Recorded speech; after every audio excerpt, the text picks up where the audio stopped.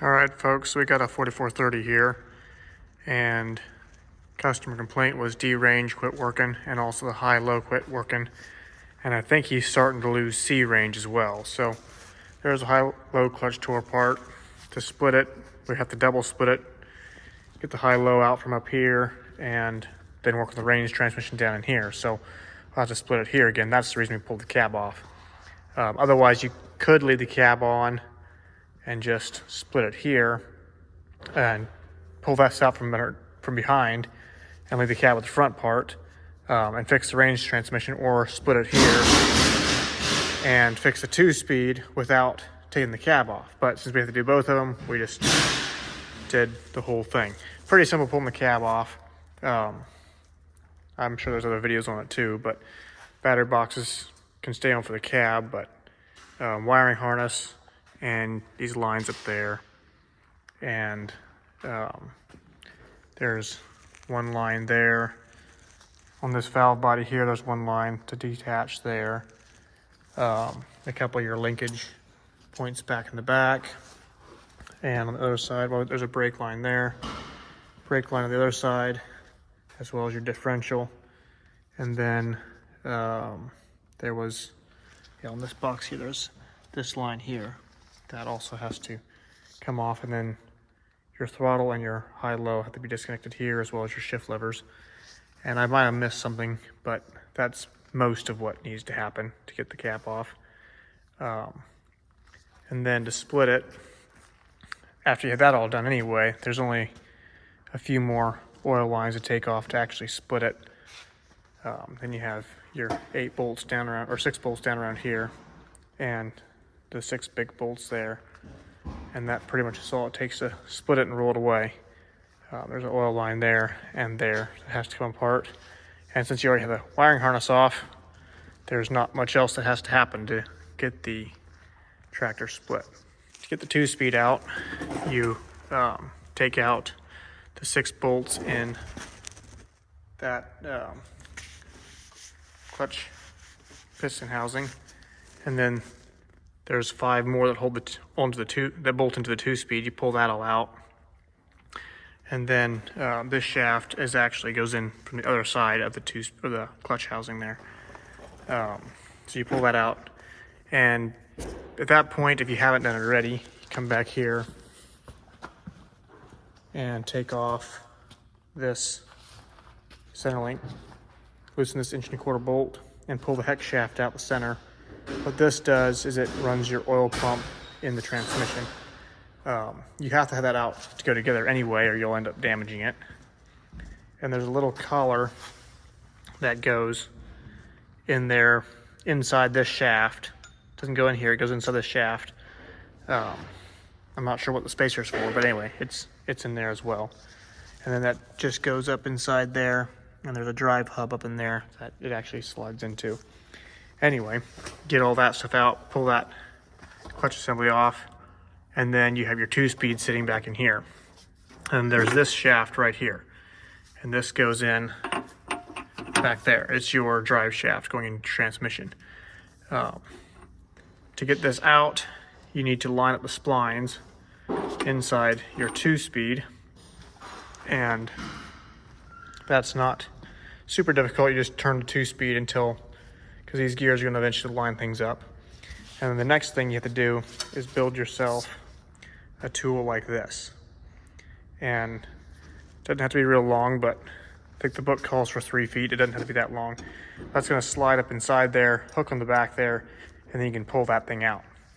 And that's going to release that. And also, there's this shift collar that rides right here. You can see the 2-speed shift linkage right there. Reach in, push this pin out the back. Comes out pretty easy because it's held in by the clutch housing. So pull that out, slide that out the side, which is why the cab mount is off.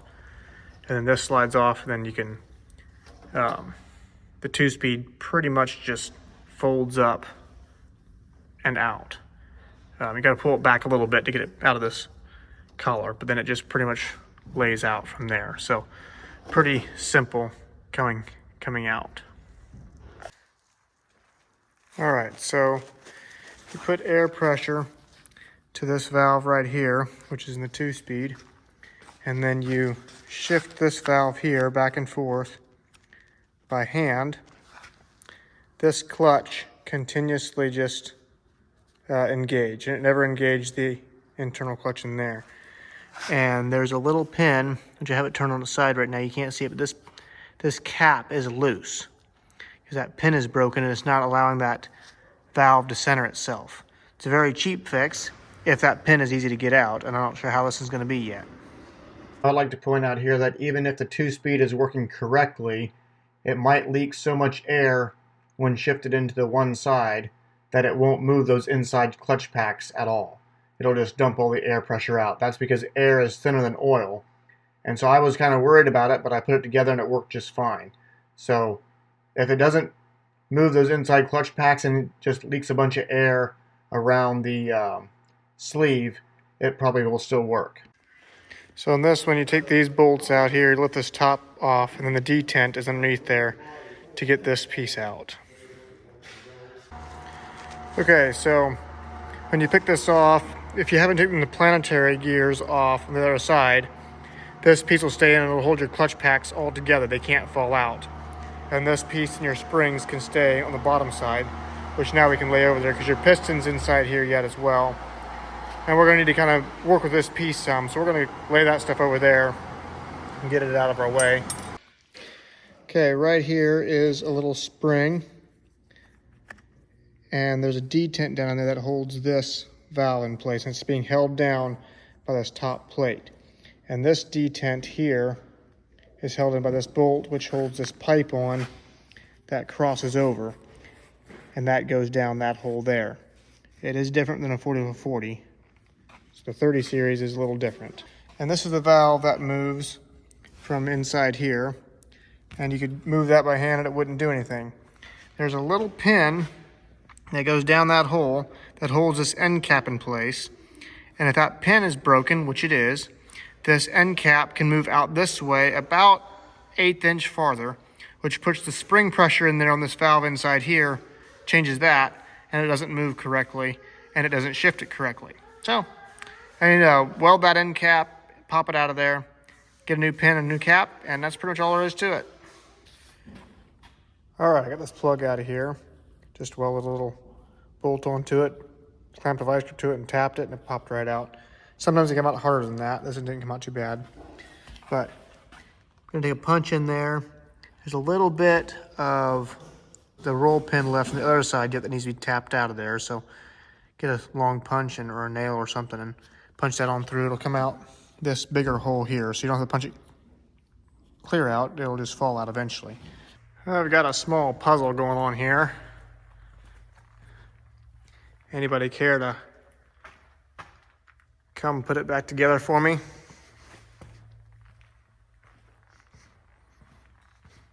And there's Lyndon's puzzle. And there's another puzzle. Okay, so we established that D range is out of this tractor. And here is why. You can move this gear this far. And if it's pushed that way, it's just not catching that gear very much. And this end piece right here, just this steel piece, it's got a good 1/8 inch of movement in that without even this other color moving. So this is loose on here. If we fix that, that'll greatly tighten things up. And then this also seems to be going down a little too far, which is also allowing it to go back a little farther than it's supposed to be. It's supposed to stop right there. And so maybe the shift linkage would stop it there. I don't know. But that's also something that's going to help keep that pushed forward a little bit. And then if we go back to A range, we can see it's already in there pretty far. If it's pushed this way as far as it can go, it would not hurt that at all. But in fact, it would still be grabbing by quite a long bit. So that should be all it takes to fix the D range gear. And C range,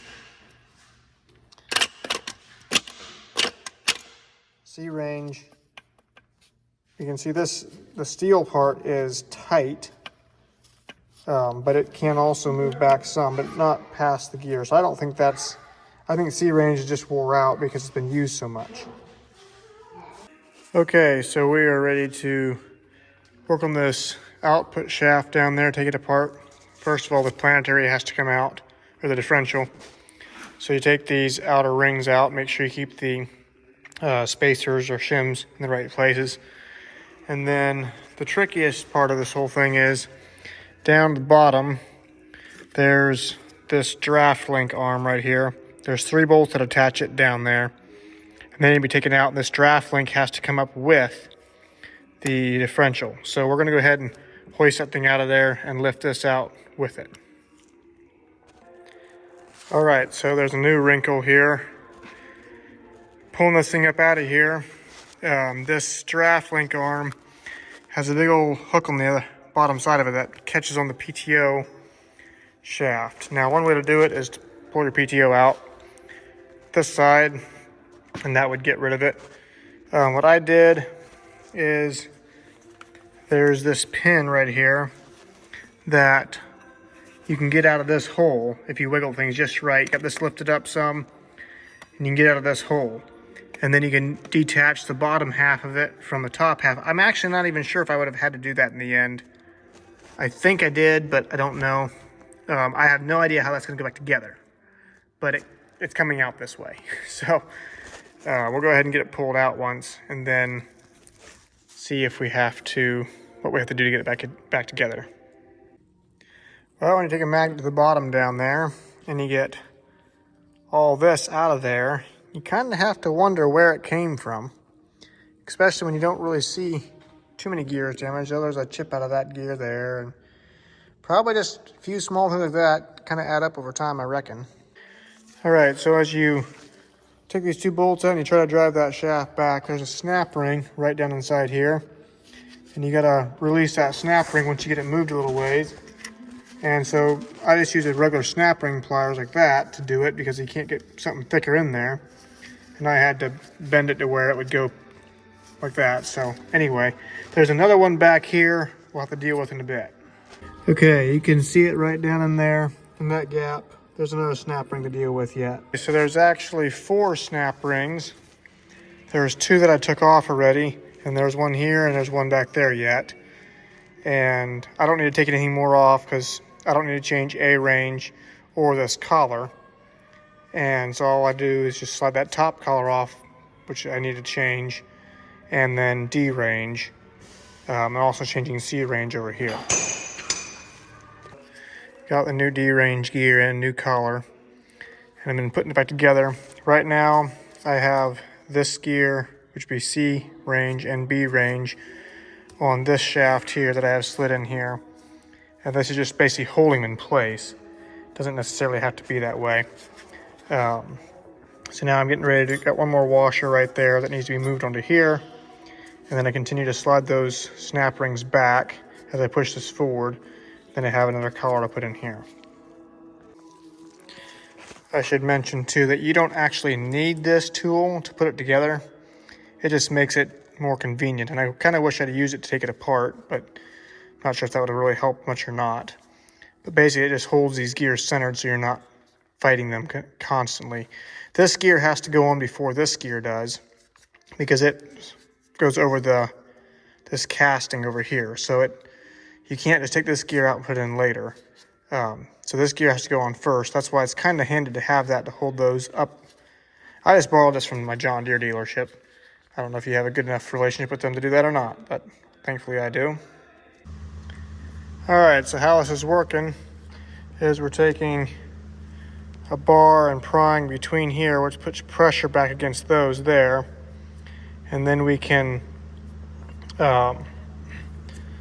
beat with a lead hammer on the back here and tap it forward. And then we got to work with all these snap rings again. We finally got this snap ring here in place. You have to get it on the shaft after it's all together, so it's pretty tight, but you can see we have that much gap to work with usually. Anyway, so now this snap ring has once again fallen into the slot, so we're working on getting that through. I had to rebuild my snap-ring pliers. Cal Hawk is quite cheap. Nobody likes them. At least I don't like them.